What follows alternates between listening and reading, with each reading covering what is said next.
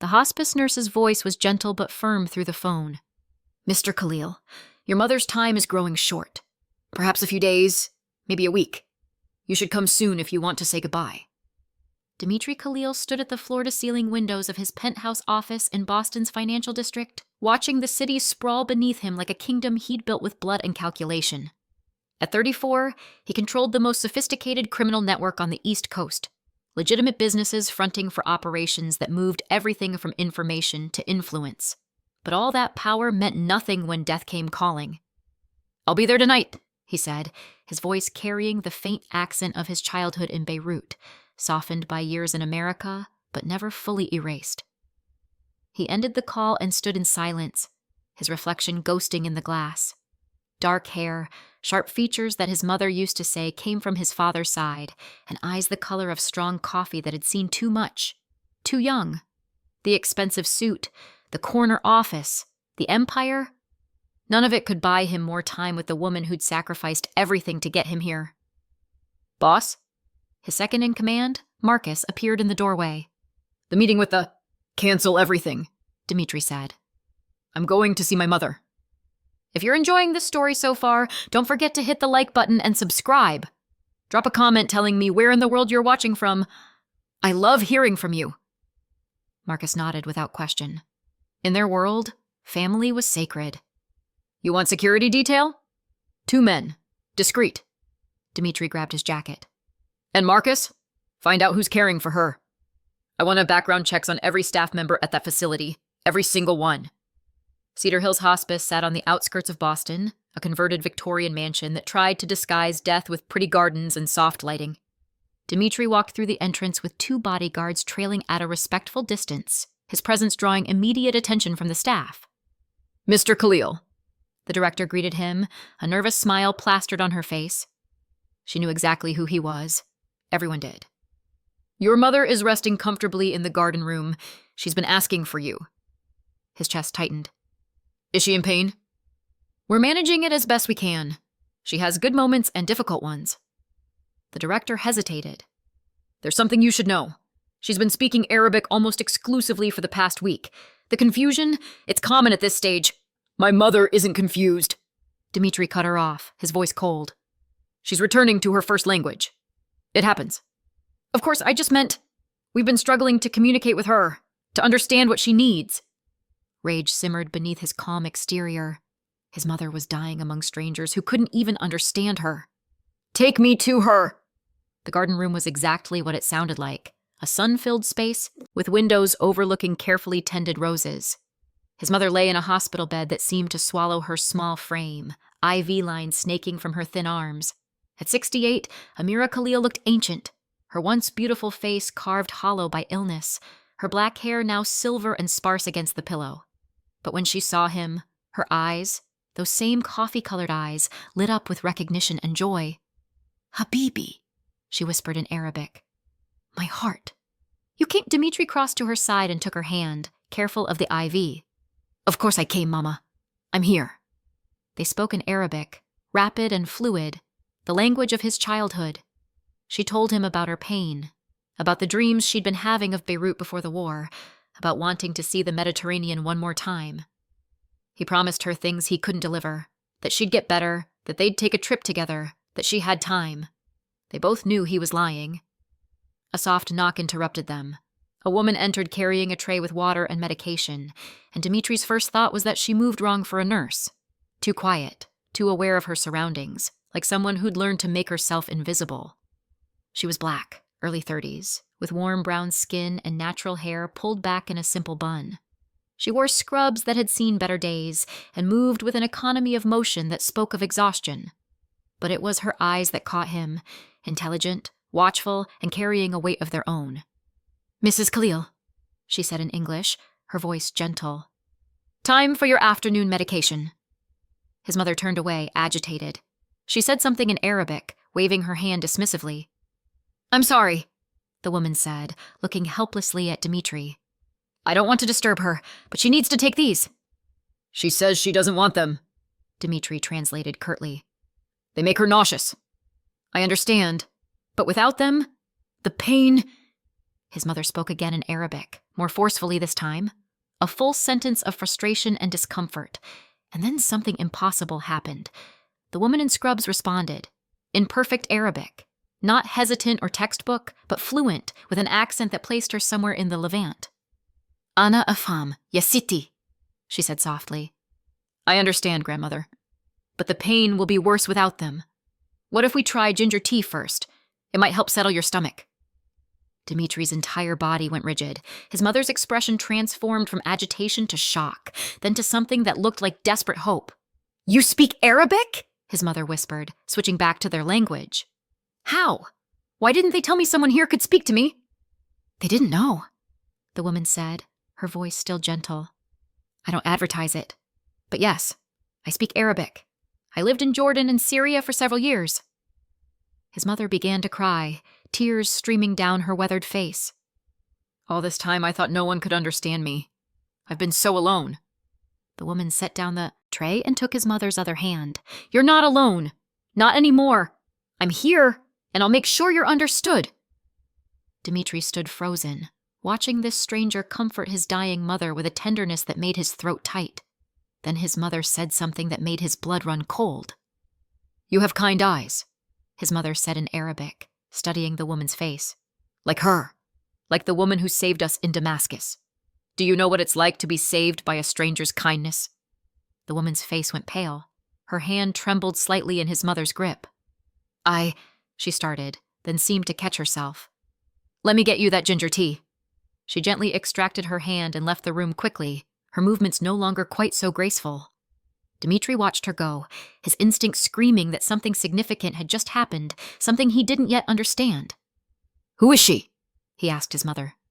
Naima, his mother said, her voice dreamy with medication and emotion. Her name is Naima. She started working here 2 weeks ago. She cleans my room, helps me eat. She's been kind, but I thought she didn't understand me. Naima. The name meant tranquil, peaceful. It didn't fit with the fear he'd just seen flash across her face. Mama, what did you mean about Damascus? About being saved? But his mother's eyes were already closing, exhaustion pulling her under. So much you don't know, Habibi. So much I never told you. The war, the things we survived. There are angels walking among us. We just don't always recognize them. She drifted off, leaving Dimitri standing in the sun-filled room with more questions than answers. He found Marcus in the hallway. The woman who just left this room. Naima. I want everything on her. Where she came from, where she worked before, why she's here. Everything. On it, boss. And Marcus, make it quiet. I don't want her spooked.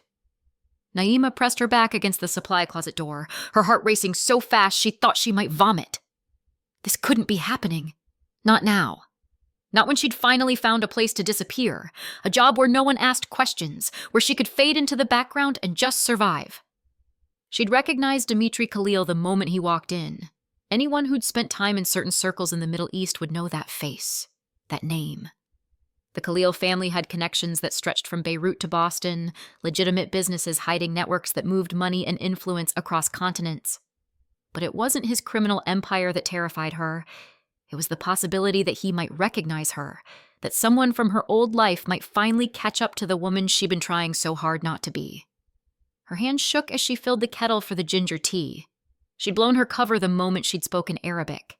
Years of careful silence, years of playing the role of just another minimum wage worker, gone in a single moment of compassion.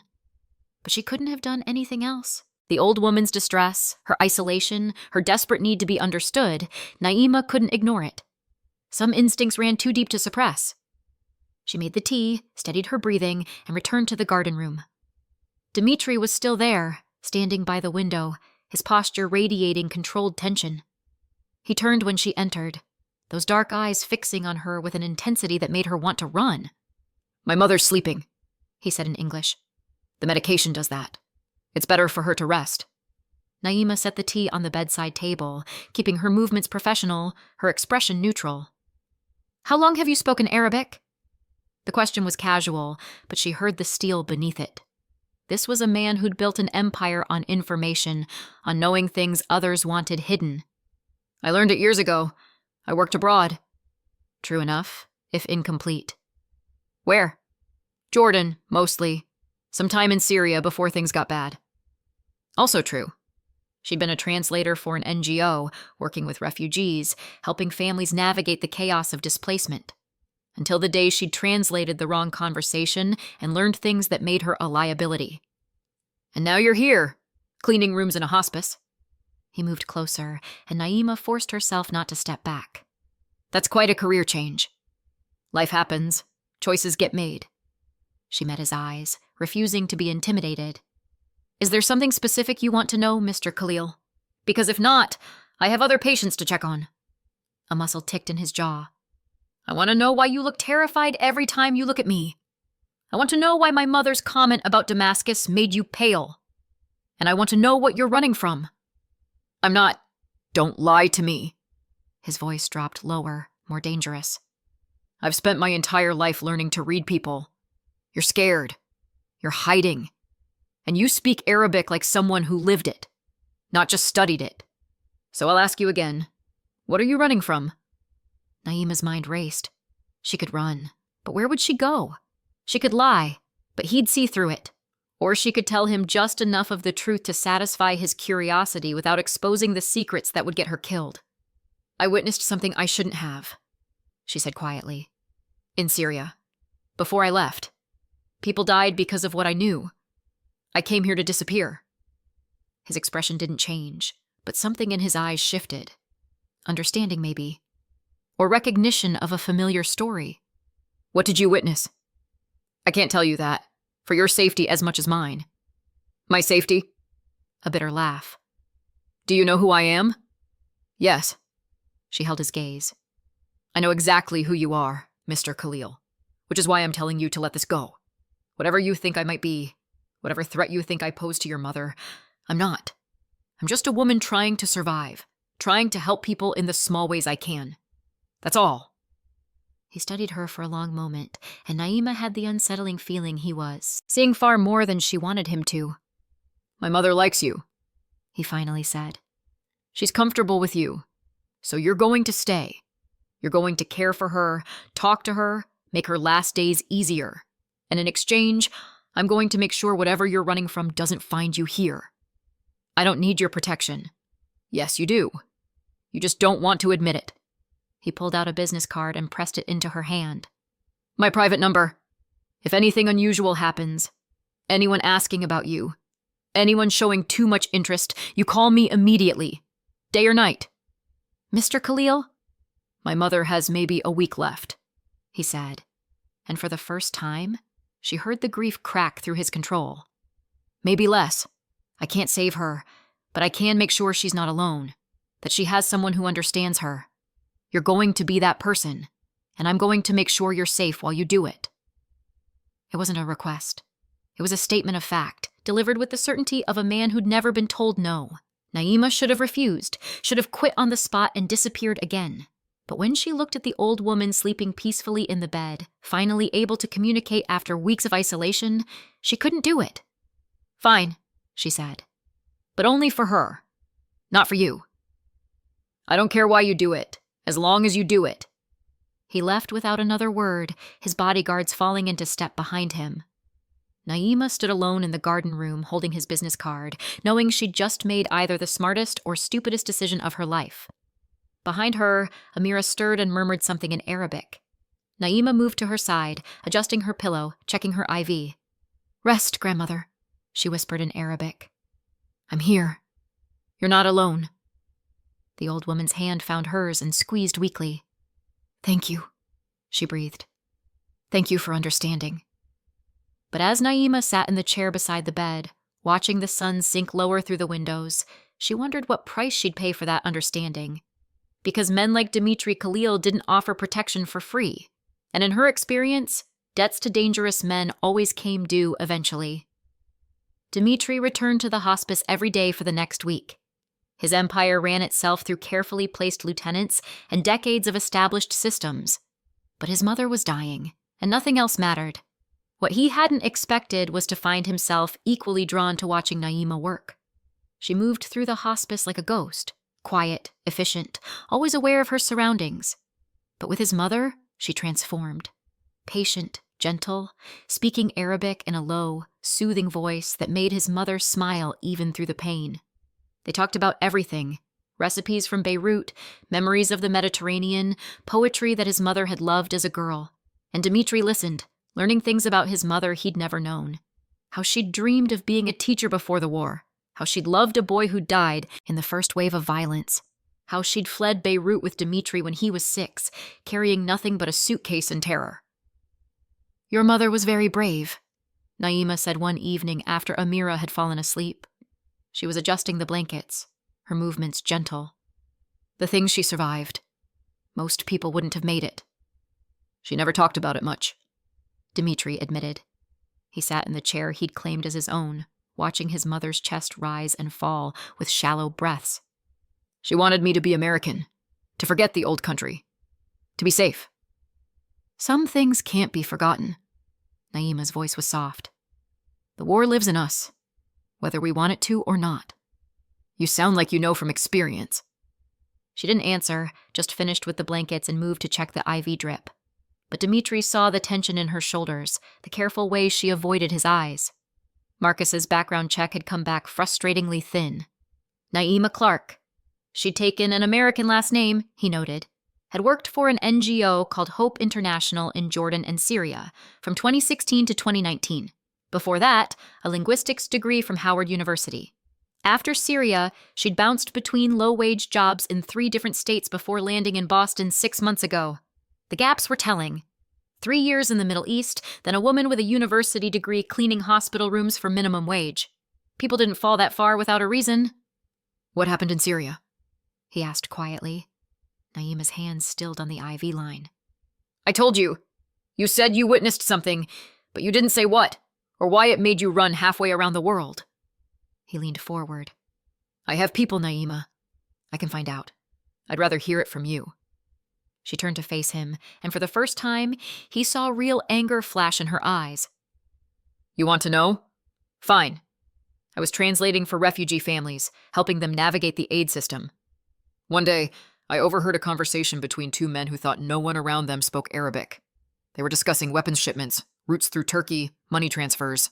I didn't mean to remember the details, but I'm a translator. It's what I do. And they realized you understood. Not right away, but someone reported it. Maybe thought there was a reward. Within a week, 3 people from my NGO were dead. A car bomb, they said, was random violence. My supervisor told me to run, to disappear, that these people didn't leave loose ends." Her voice cracked slightly. "So I did. I changed my name, moved every few months, took jobs where no one asks questions. And I stopped speaking Arabic, stopped being who I was, because that person was a target." Dimitri processed this, his mind already working through the implications. "Do you know who the men were? What organization? Does it matter? Dead is dead, whether it's Assad's forces, rebel groups, or arms dealers. I'm not naive enough to think I could take them on." She crossed her arms. "I just want to survive. Is that so wrong?" "No." He stood, moving closer to her. "But hiding isn't surviving. It's just waiting to be found. Then what would you suggest?" The fear beneath her anger was palpable now. "Go to the authorities. The men I overheard had diplomatic connections. The authorities either couldn't or wouldn't help. So I chose life over justice. I chose to run." Dimitri understood that choice more than she knew. His own family had fled similar violence, had made similar calculations. Survival first, everything else second. "You don't have to run anymore," he said quietly. "Let me help." "Why?" Her eyes searched his face. "Why do you care about what happens to me?" "Because you're kind to my mother, because you speak the language of home, because you look at me like I'm human, not a monster, because there's something about you that makes me want to protect you, and I haven't felt that instinct in years." "Because you're good to my mother," he said instead. "And because I don't like bullies, people who hurt the innocent, who make women run and hide. They're cowards, and I've built my reputation on making cowards pay." If you're hooked on this story, make sure to subscribe and turn on notifications so you never miss an upload. Your support means everything and helps me bring you more emotional stories like this one. Before Naima could respond, his mother stirred, murmuring something incoherent. Naima was at her side instantly, checking her vitals, adjusting her position to ease the pressure on her fragile body. "Mama," Dimitri said, taking his mother's hand. "I'm here." Amira's eyes opened, cloudy with pain and medication. "Habibi," she whispered. "I had a dream about Damascus, about the woman who saved us. Shh, don't tire yourself. No, I need to tell you." Her grip on his hand tightened with surprising strength. "I never told you the whole story, about why we left Damascus before we went to Beirut, about the woman who helped us." Dimitri felt Naima go still beside him. His mother continued, her voice weak but determined. "There was a checkpoint. Syrian army. They were looking for refugees, rounding people up. I had you, just a baby, and no papers. They would have taken you from me, sent me back to—" She broke off, coughing. "It's okay, Mama. You don't have to." "There was a woman," Amira continued, her eyes distant with memory. "Black woman, American, working with the refugees. She saw what was happening. She came over and spoke to the soldiers in perfect Arabic, told them I was her translator, that she needed me. She showed them papers, fake, I realized later, that said I was employed by her organization. They let us through." Tears rolled down his mother's weathered cheeks. "I never saw her again. We moved on the next day. Too dangerous to stay. But she saved your life, my son. That woman saved us both, and I never even knew her name." The room was absolutely silent except for the hum of medical equipment. Dimitri looked at Naima and saw her face had gone pale, her eyes wide with shock and something else. Recognition. "Mama," he said carefully. "When was this?" 2014. May, I think.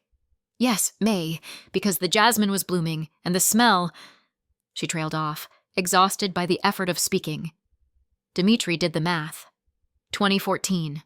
The height of the Syrian civil war, when Naima would have been working there. He stood slowly, never taking his eyes off Naima.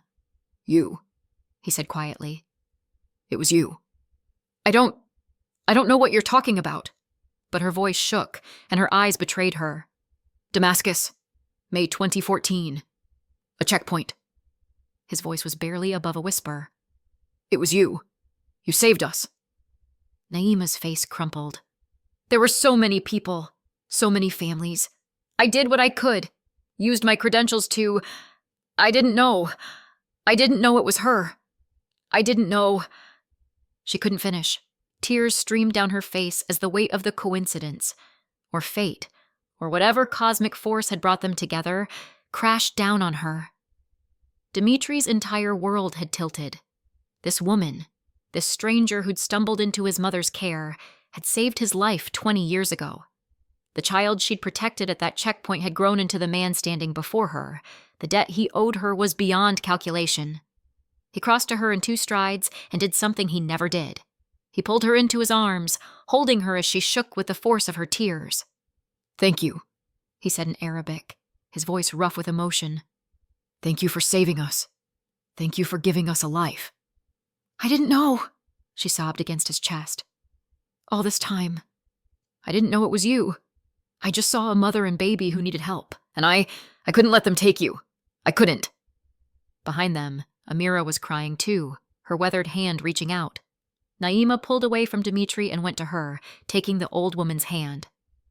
"It was you," Amira whispered in Arabic. "All these years, I prayed I'd find you again. Thank you again. And God brought you here, to me, at the end. So I could tell you what you meant to us, what you gave us." "You don't have to thank me," Naima said, her voice breaking. "It was just human decency. Anyone would have done the same." "No." Dimitri's voice was hard with certainty. "Most people walk away. Most people protect themselves first. You risked your credentials, maybe your life, for strangers. That's not human decency. That's courage." The 3 of them stayed like that, Amira in her bed, Naima holding her hand, Dimitri standing close, until exhaustion pulled his mother under again. When her breathing evened into sleep, Naima gently extracted her hand and stood. "I need some air," she whispered. Dimitri followed her out to the hospice gardens, where evening was settling over the carefully tended roses. Naima stood with her arms wrapped around herself, staring at nothing. This changes things, Dimitri said quietly. It doesn't change anything. It was 20 years ago. A coincidence. There are no coincidences like this. He moved to stand beside her. You saved my life. My mother's life. That creates a bond. A debt that... I don't want your debt. She turned to face him, her eyes fierce. I don't want to be tied to your world, to your life. I just want to help your mother die in peace and then disappear again. That's all. That's not all. Not anymore. He caught her hand, feeling how cold her fingers were despite the warm evening. Someone tried to kill you for what you knew. Someone's still out there, still a threat. You can't keep running forever, Naima. Watch me. I won't let you. The words came out more intense than he'd intended. You saved my life. The least I can do is save yours in return. I told you, I don't need... Yes, you do.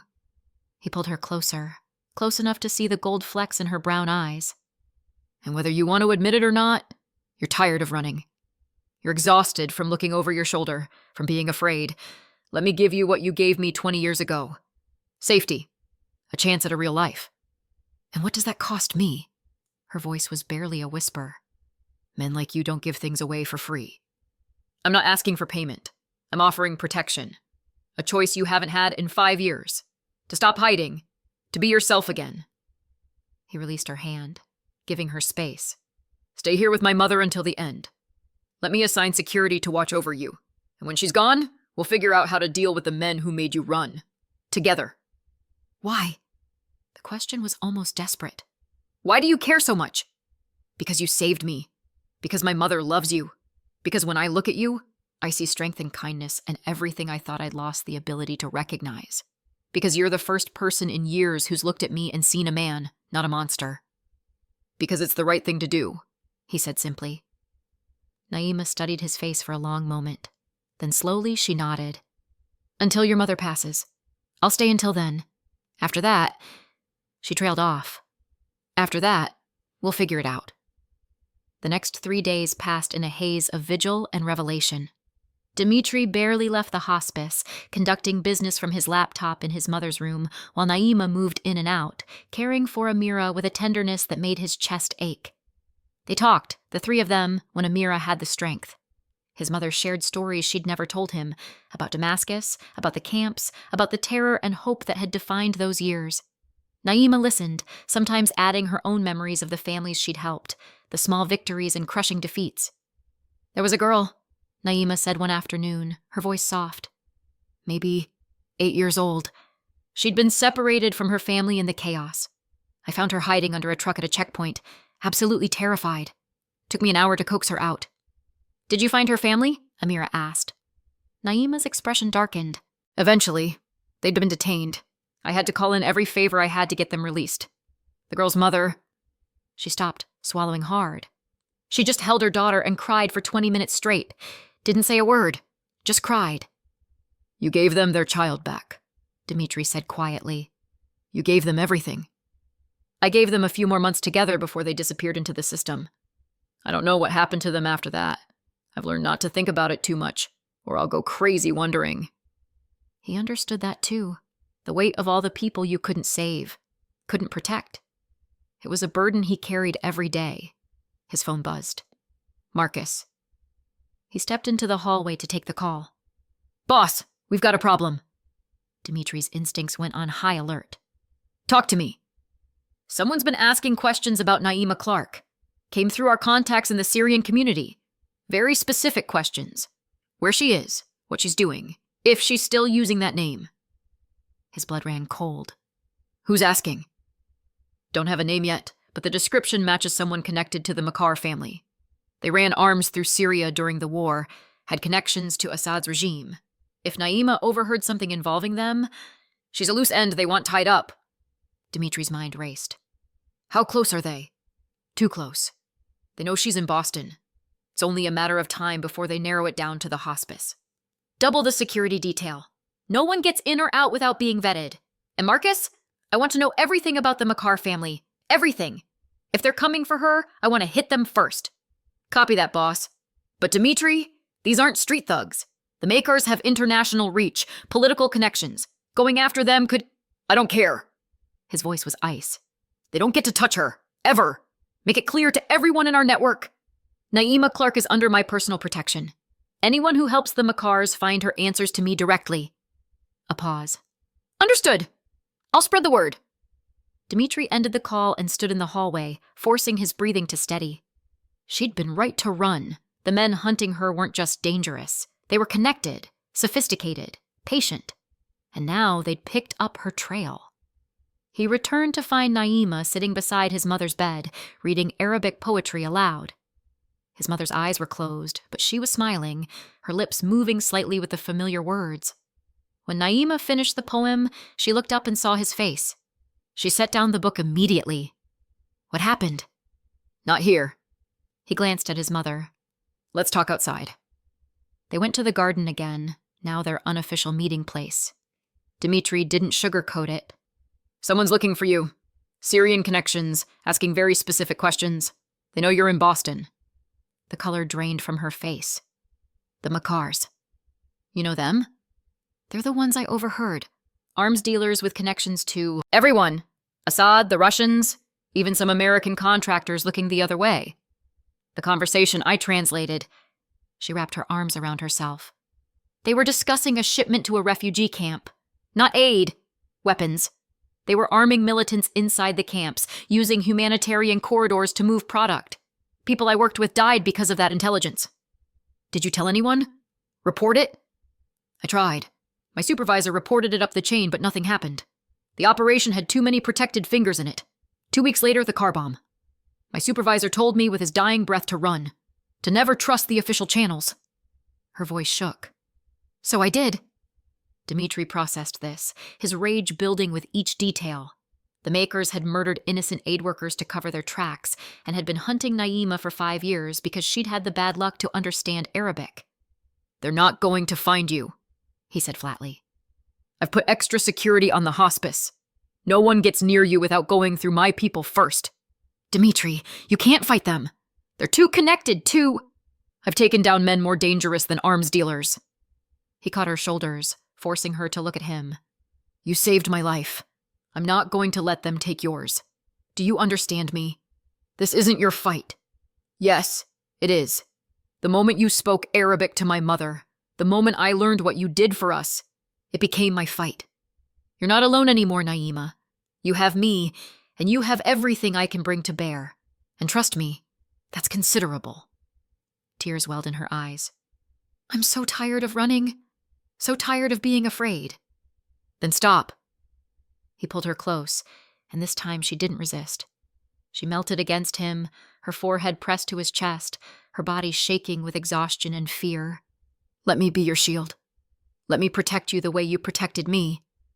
They stood like that until Naima's tears subsided. When she finally pulled back, her eyes were red, but determined. What do we do? First, you stay close. No leaving the hospice without security. Second, I make it very clear to the Makars that coming after you means going through me.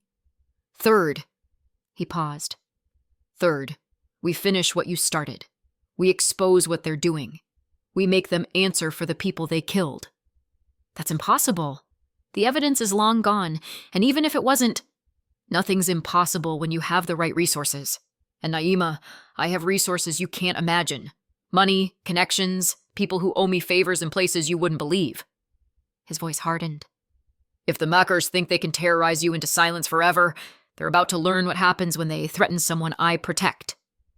Something shifted in her expression. Someone you protect? Is that all I am? The question hung between them, loaded with implications neither had voiced until now. Dimitri looked at her. Really looked at her? The strength in her eyes despite the fear, the compassion that had made her risk everything for strangers, the courage it took to keep going when most people would have given up years ago. No, he admitted quietly. That's not all you are. Then what am I? He touched her face, his thumb tracing her cheekbone. I don't know yet, but I want to find out, if you'll let me. Her breath caught. This is crazy. We barely know each other. Your mother is dying and people are hunting me and And life is short and unpredictable and cruel. He leaned closer. But sometimes, in the middle of all that darkness, you find something worth protecting. Something worth fighting for. I think I found that. I think I found you. Dimitri, tell me you don't feel it too, he challenged. Tell me you don't feel this pull between us. This connection that goes beyond debt and protection. Tell me, and I'll step back. I'll keep you safe, but I'll keep my distance. Naima was quiet for a long moment, her eyes searching his face. Then she stood on her toes and kissed him. It was soft at first, tentative, like she was testing whether this was real. But when he kissed her back, his hand sliding into her hair, she deepened it with a hunger that matched his own. Years of loneliness, of fear, of isolation poured into that kiss. When they finally broke apart, both breathing hard, she rested her forehead against his. I feel it, she whispered. God help me. I feel it too. Then let me in. Let me help you. Let me... A scream shattered the evening quiet. They ran back inside to find nurses rushing toward his mother's room. Dimitri burst through the door to find Amira convulsing, monitors screaming alarms, medical staff working frantically. What happened? He demanded. Her heart. We're losing her. The doctor was barking orders, but even Dimitri could see it was too late. His mother's eyes were open, searching, finding him. He pushed through the medical staff to her side. Naima was right behind him, taking Amira's other hand. I'm here, Mama, Dimitri said in Arabic, his voice breaking. I'm here. Amira's lips moved, barely a whisper. Naima leaned close to hear. What did she say? Dimitri asked desperately. Naima's face was wet with tears. She said, take care of each other. My two angels. Take care of each other. Amira's eyes moved from Dimitri to Naima and back, a small smile on her lips. Then her chest stilled, the monitors went flat, and she was gone. The doctor called the time of death, but Dimitri barely heard it. He held his mother's hand and let the tears come. For her, for the life she'd lived, for the strength it took to survive and raise him alone in a foreign country, for everything she'd sacrificed to give him a chance. Naima stood beside him, her hand on his shoulder, her own tears falling silently. They stayed like that until the nurses gently suggested they step out while they prepared the body. In the hallway, Dimitri pulled Naima into his arms and just held her. She held him back with equal desperation, two people who'd survived impossible things finding comfort in each other. She loved you, Naima whispered. In just a few days, she loved you so much. She was so proud of you. She loved you too, called you an angel. He pulled back to look at her face. She was right. You are. I'm not. Yes, you are. To her, to me. He cupped her face in his hands. My mother's last wish was for us to take care of each other. I intend to honor that. For the rest of my life, if you'll let me. Dimitri, I know it's fast. I know it doesn't make sense. But nothing about us makes sense, and I don't care. Life's too short to waste time. My mother just proved that. His voice roughened with grief and determination. So I'm asking you, Naima, will you let me protect you? Will you let me stand beside you? Will you let this be more than just survival? She looked at him for a long moment, this dangerous man who'd somehow become her sanctuary. Then she nodded. Yes, she whispered. Yes to all of it. He kissed her again, softer this time, a promise sealed in grief and hope. They had no idea that in the parking lot below, a man with a camera was already uploading photos to his employer. Photos of Dimitri Khalil with a woman the Makar family had been hunting for 5 years. The war was just beginning. The funeral was small, intimate, exactly what Amira would have wanted. Dimitri stood at the graveside in a black suit that felt too tight, watching as they lowered his mother into the earth beside the father he'd barely known. The imam spoke in Arabic, words about mercy and peace, about a life well lived despite hardship. Naima stood beside him, her hand in his, wearing a simple black dress that made her look both elegant and fragile. She'd barely left his side in the 3 days since his mother's death, and Dimitri found himself grateful for her presence in ways he couldn't articulate. Marcus stood nearby with 6 other men, all armed, all alert. Security wasn't optional anymore. not with the Makars circling. After the service, people came to offer condolences. Members of Boston's Lebanese community, business associates who knew to pay their respects, a few faces from Dimitri's less legitimate operations. They all eyed Naima with barely concealed curiosity, this unknown woman standing at the boss's side like she belonged there. "She's beautiful," Marcus murmured when they had a moment alone. "But boss, having her with you today, it's like painting a target on her back. Everyone can see how much she means to you." "Good." Dimitri's voice was cold. "Let them see. Let the muckers know exactly what they're dealing with. She's not hiding anymore. She's under my protection, and anyone who touches her answers to me. That's what I'm afraid of." Marcus pulled out his phone. "We intercepted chatter this morning. The makers know she was at the hospice. They have photos of you two together. They're planning something. Let them plan. We'll be ready." "Will we?" Marcus's expression was grim. "These aren't street dealers, Dimitri. The makers have connections to foreign governments, intelligence agencies, people who operate above our reach. Going to war with them isn't a choice anymore. They made it war the moment they came after her." Dimitri's jaw tightened. "Spread the word. I want every ear we have on the ground listening. I want to know when they move before they move. And Marcus, start putting together a file on the Makars. Everything. Their operations, their connections, their vulnerabilities. If we're going to fight them, I want to hit where it hurts." After the burial, Dimitri brought Naima back to his penthouse in the city. She'd been staying at a hotel near the hospice, but that was over now. If the Makars were hunting her, she needed to be somewhere they couldn't easily reach. The penthouse occupied the entire top floor of a secure building in Boston's financial district. Floor-to-ceiling windows overlooked the harbor, and the space was decorated in dark woods and leather, masculine but comfortable. Dimitri had lived here alone for 5 years, and bringing Naima into it felt like breaking a seal on a tomb. "This is where you live?" she asked, moving through the space with cautious steps. "It's beautiful. It's secure. 24-hour concierge, keycard access to this floor, cameras everywhere." He set down her single bag. Everything she owned fit into one duffel. "You'll be safe here." "Safe in a cage." She turned to face him. "Dimitri, I can't live like this. Locked up. Constantly watched." "It's temporary, until we deal with the Makars." "And how exactly do we deal with them?" "They're an international arms-dealing family with connections to governments. What can we possibly do?" Dimitri moved to the window, looking out at the city he'd built his empire in. "We expose them. You said you overheard specific details about their operations. Dates, routes, names. We use that information to dismantle their network piece by piece." "That was 5 years ago. The information's old, useless. Operations like theirs don't change much. The routes might shift, but the connections stay the same. The people stay the same." He turned back to her. "I have contacts in federal law enforcement.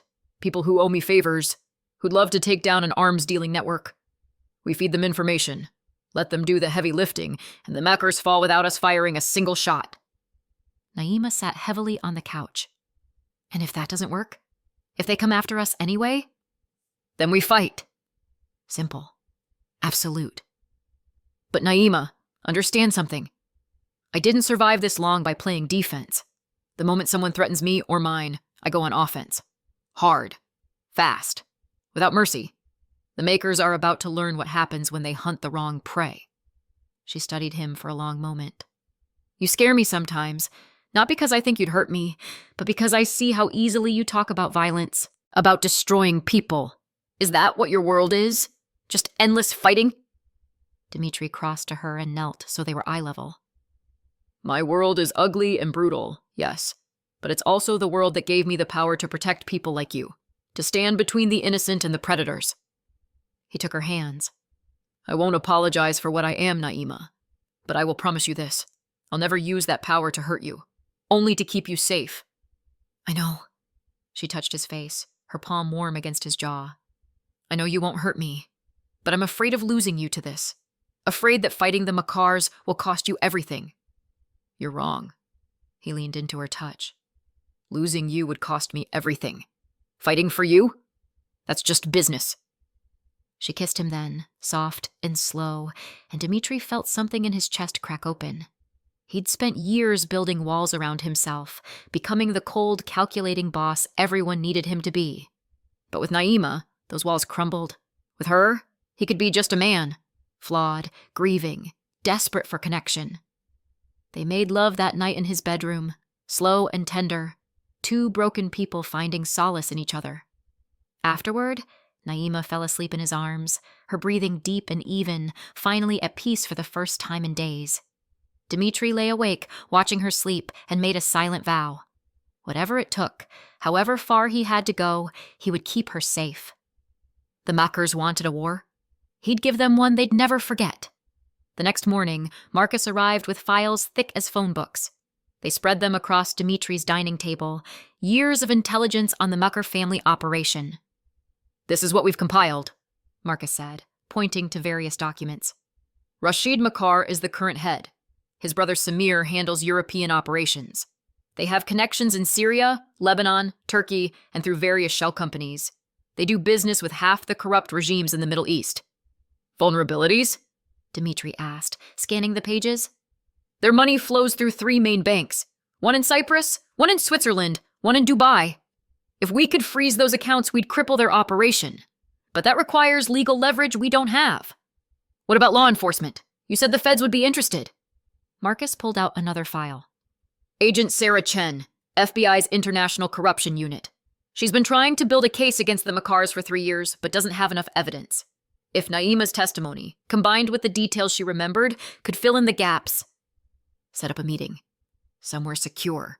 Somewhere the Makars won't have eyes." "Already done. Tomorrow night, neutral location. But boss?" Marcus hesitated. "Once we involve the feds, we lose control. They'll want Naima in witness protection, and they'll want her testimony. That means putting her in the system, making her visible again." Dimitri looked toward the bedroom where Naima was still sleeping.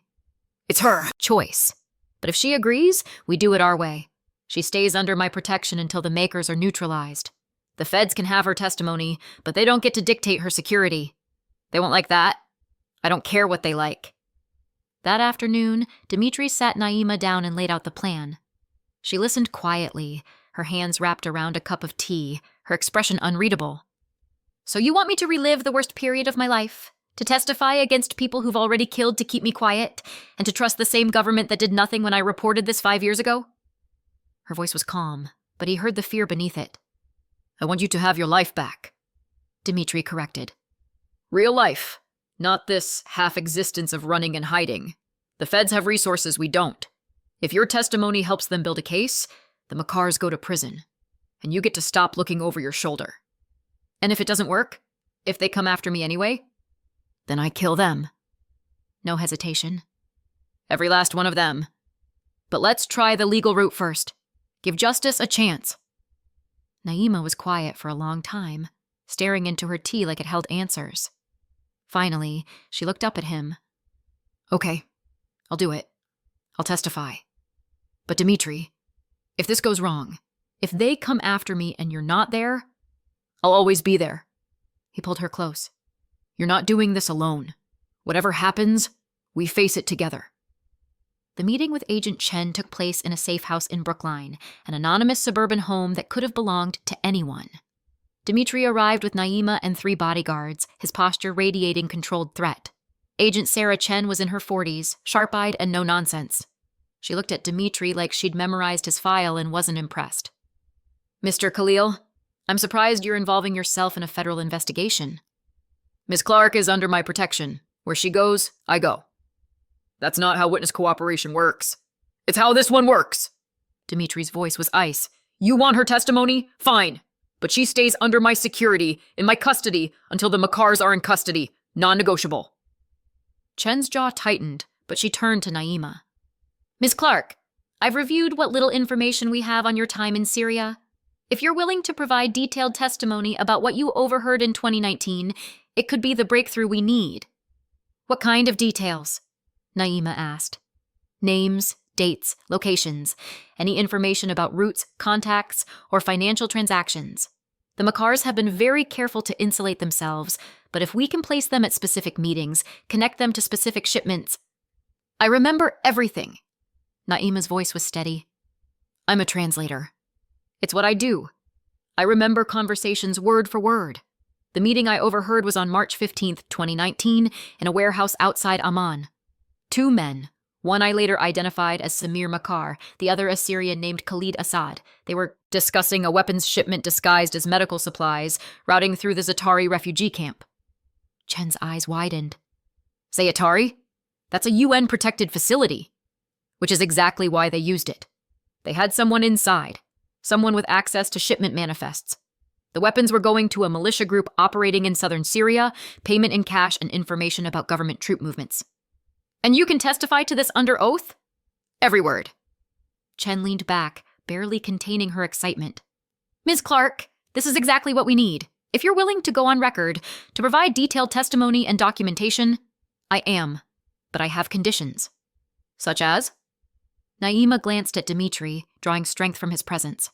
I stay under Mr. Khalil's protection. I'm not going into witness protection. I'm not disappearing into some FBI safe house. I'll cooperate fully, but on my terms. That's highly irregular. So is an international arms-dealing network using refugee camps as cover. Naima's voice hardened. I tried doing this the right way 5 years ago. I reported what I knew to my supervisor, and 3 people died. So forgive me if I don't trust the system to keep me safe this time. Chen looked between them, clearly calculating. Fine. You can maintain your current security arrangements, but I need you available for depositions, grand jury testimony, and potentially trial testimony. Can you commit to that? Yes. Then we have a deal. Chen pulled out a recording device. Let's start from the beginning. Tell me everything you remember about March 15th, 2019. For the next 3 hours, Naima recounted every detail. The warehouse layout, the exact wording of the conversation, the vehicle descriptions, the names mentioned. Dimitri watched her transform from frightened refugee to competent professional. Her linguistic training evident in the precision of her recall. Agent Chen took notes furiously, occasionally interrupting to clarify details. When Naima finished, the agent sat back with an expression of grim satisfaction. This is good. This is very good. With this testimony, we can connect the Makars directly to violations of the Arms Export Control Act, conspiracy to defraud the United States, and potentially dozens of other charges. She looked at Dimitri. Mr. Khalil, I don't like your world or your methods, but I'll admit, you've brought me the witness I've been searching for. Thank you. Don't thank me yet. The Makars know she's here. They're planning something, which is why we need to move fast. I'll take this to my superiors tomorrow, start the process of securing warrants. If we can freeze their assets and execute raids simultaneously in multiple countries, we can dismantle their operation before they know what hit them. How long? Naima asked. 2 weeks, maybe 3. International cooperation takes time, even with evidence this strong. Dimitri's instinct screamed danger. That's too long. The Makars won't wait 3 weeks. We don't have a choice. These things have procedures. Then speed up the procedures. Because if they come for her and I have to defend her my way, your case goes up in smoke along with everyone involved. The threat hung in the air. Chen's expression hardened, but she nodded. I'll push as hard as I can. In the meantime, keep her safe. And Mr. Khalil, don't do anything that would compromise this investigation. We're close to taking down one of the most dangerous arms networks operating in the Middle East. Don't let your attachment ruin that. They left the safe house as evening fell. In the car, Naima was quiet, processing everything that had just happened. You were incredible, Dimitri said, taking her hand. The way you remembered every detail. The confidence. I was terrified the entire time. She looked at him. But I kept thinking about your mother, about what she said, about taking care of each other. This is how I take care of you. By finishing this, by making sure the people who've been hunting me can't use that as leverage against you. You're doing this for me? I'm doing it for us. She squeezed his hand. For the chance at a real future, one where we're not constantly looking over our shoulders. Dimitri pulled her close, kissing her temple. 3 weeks. We can survive 3 weeks. He had no idea how wrong he was. 5 days later, everything fell apart. Dimitri was in a meeting with his financial advisors when Marcus burst into the conference room, his face pale. Boss! We have a problem. The Makars just made their move. What kind of move? They grabbed one of our people, Tony Marchetti, the guy who runs our Southside operations. Snatched him right off the street in broad daylight. Ice flooded Dimitri's veins. Why? Marcus held out his phone, showing a video message. Dimitri pressed play. Rashid Makar's face filled the screen, mid-60s, silver hair, cold eyes that had seen decades of violence. Mr. Khalil, he said in accented English. You have something that belongs to me.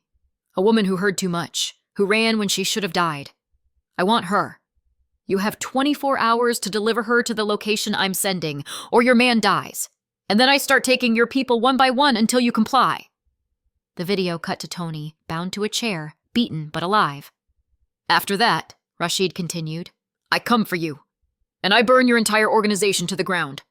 The choice is yours. The video ended.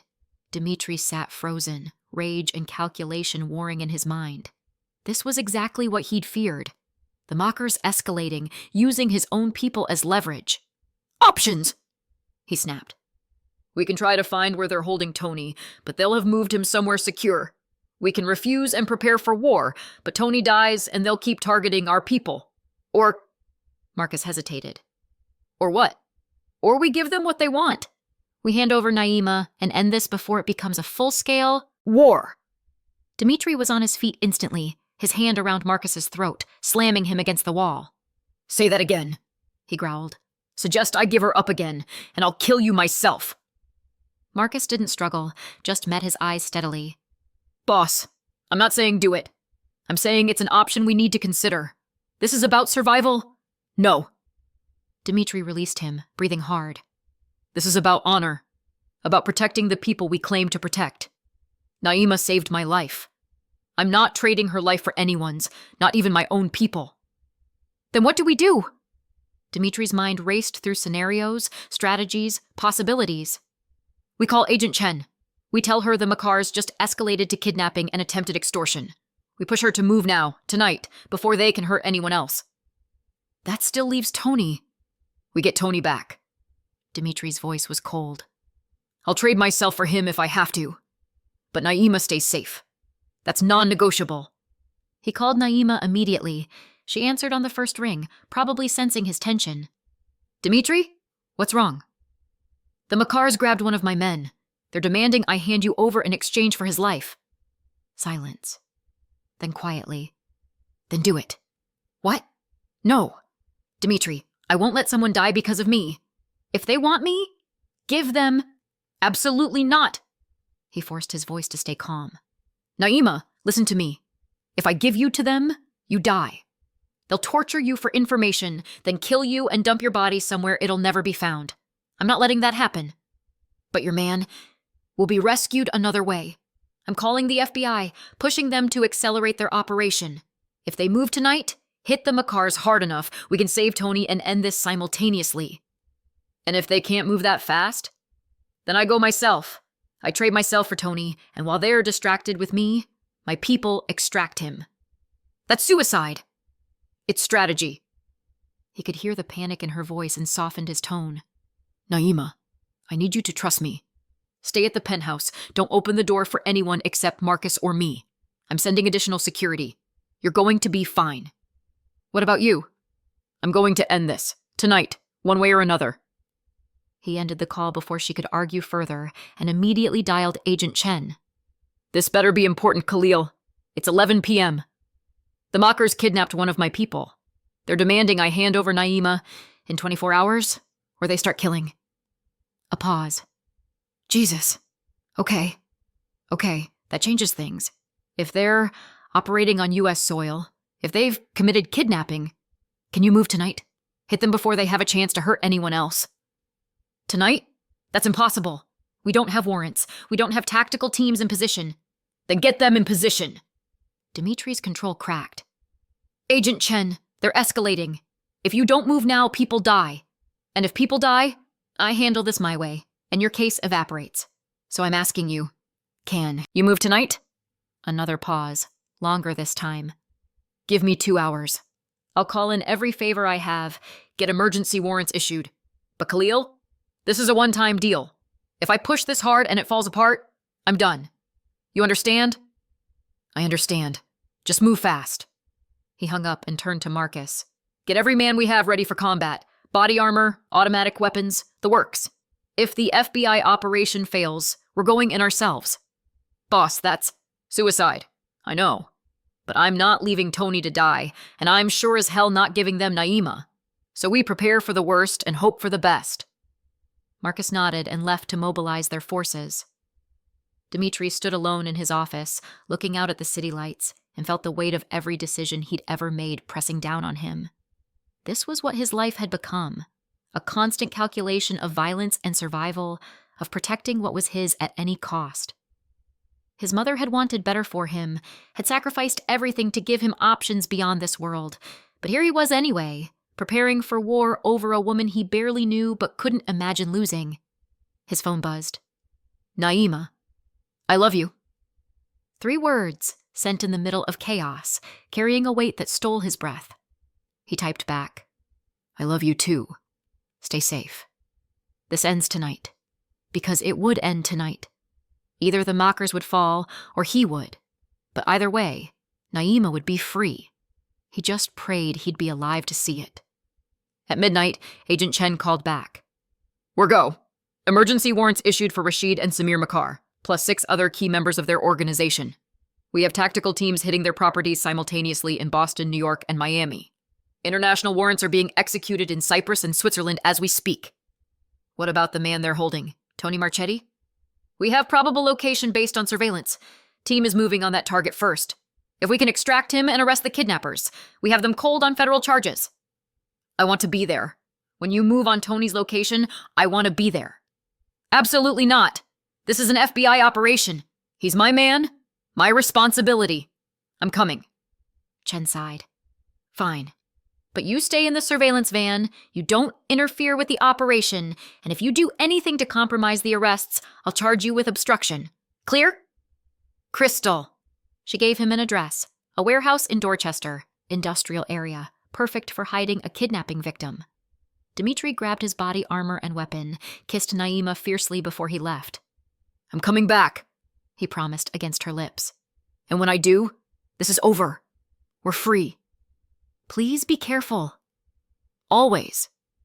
The warehouse was dark when they arrived, FBI tactical teams already in position.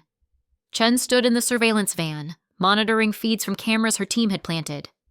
2 heat signatures inside, she reported. 1 stationary. Probably your man. 1 mobile. The guard.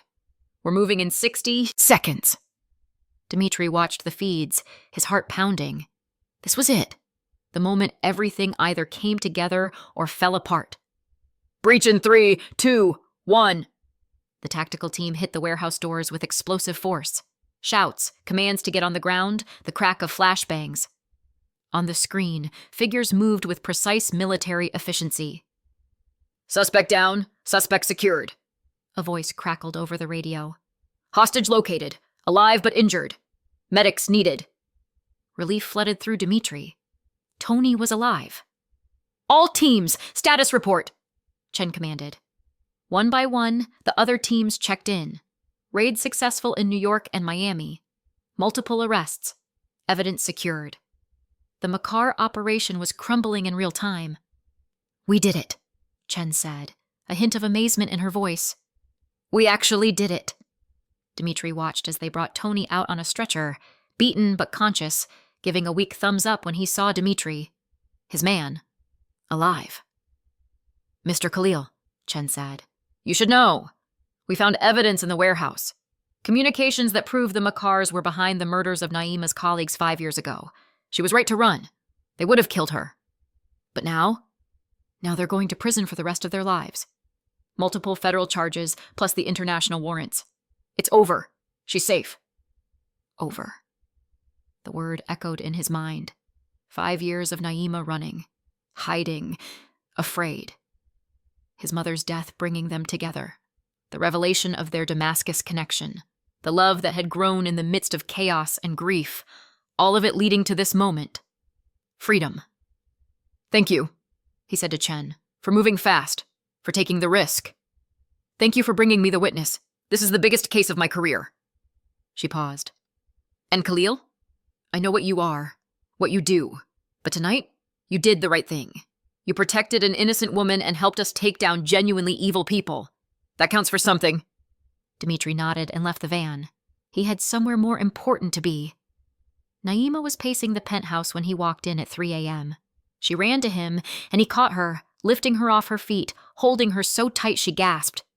"It's over," he said into her hair. "The mockers are arrested. Tony's safe. It's over, Naima. You're free."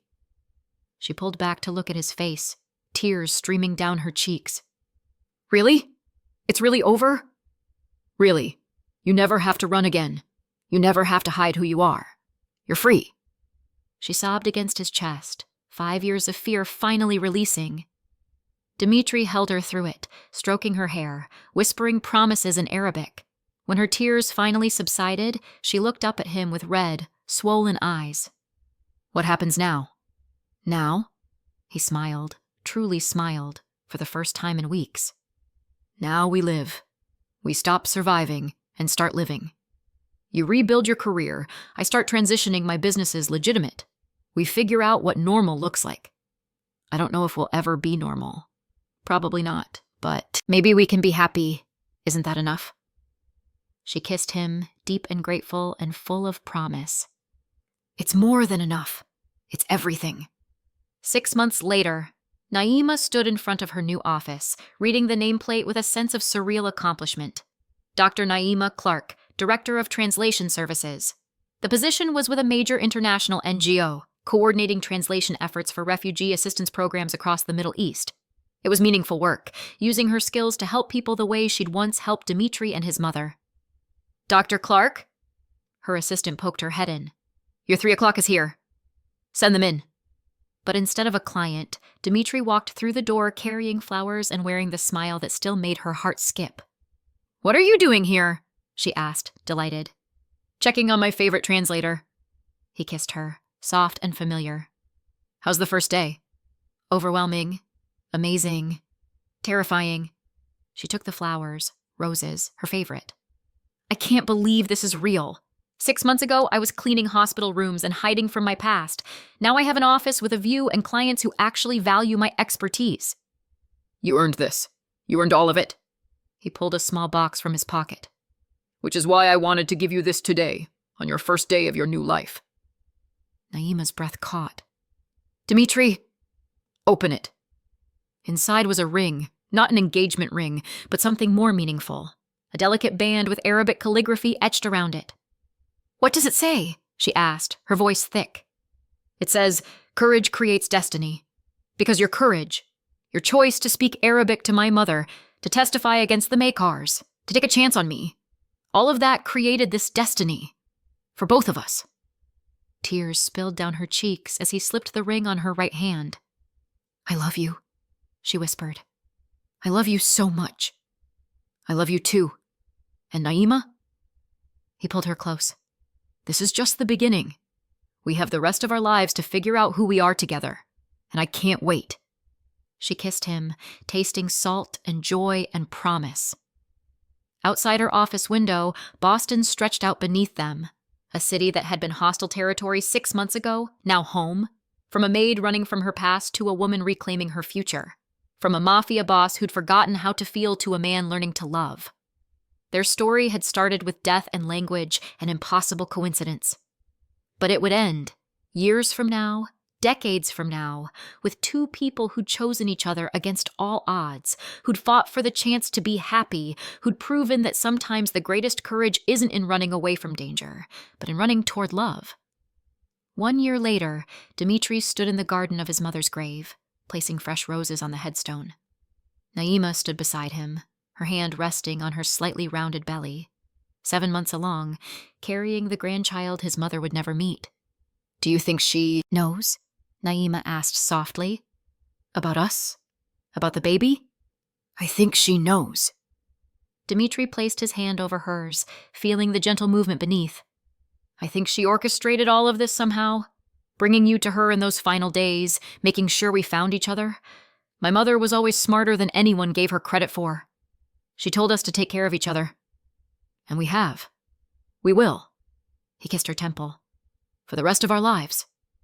They stood together in the fading light, 2 souls who'd survived war and violence and loss, who'd found each other through language and grief and impossible chance. The Arabic words on Naima's ring caught the sun. Courage creates destiny, and their destiny, built on that courage, that choice to trust, that leap of faith into love, stretched out before them, bright and full of promise. Thank you so much for watching until the end. If you loved this story, check out the other videos on your screen now. I think you'll really enjoy them. And don't forget to subscribe if you haven't already. See you in the next story.